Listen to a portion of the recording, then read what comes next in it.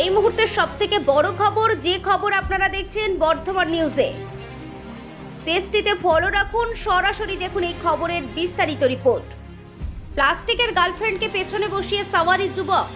গার্লফ্রেন্ডের সাথে 3 বছরের সম্পর্ক, সে ধোঁকা দিয়ে চলে গেছে। তারপর সিঙ্গেল থাকতে থাকতে বোরিং, ব্যাস নিজেই বানিয়ে নিলেন গার্লফ্রেন্ড।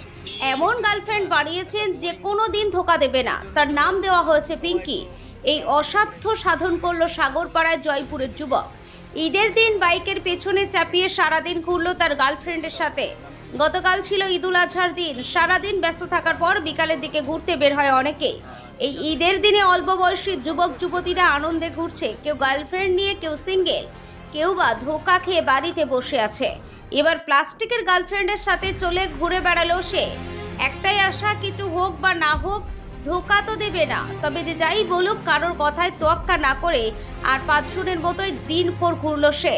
আর এই গার্লফ্রেন্ড দেখতে রাস্তায় রীতিমতো ভিড় জমিয়েছে বহু জায়গায়।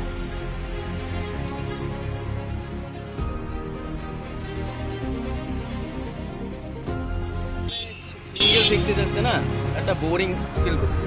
এই জন্যে ধরো সবাই তো গার্লফ্রেন্ডে করে, আমি নিজে মনে করলাম গার্লফ্রেন্ডে তো কি, আমি একটা আমার গার্লফ্রেন্ড নিজেই মেনে নিই। এই জন্য ধরো এটাই আমার গার্লফ্রেন্ড, নাম কি চলে এটা আমি এখন জলম পদ্মাতে যাবো।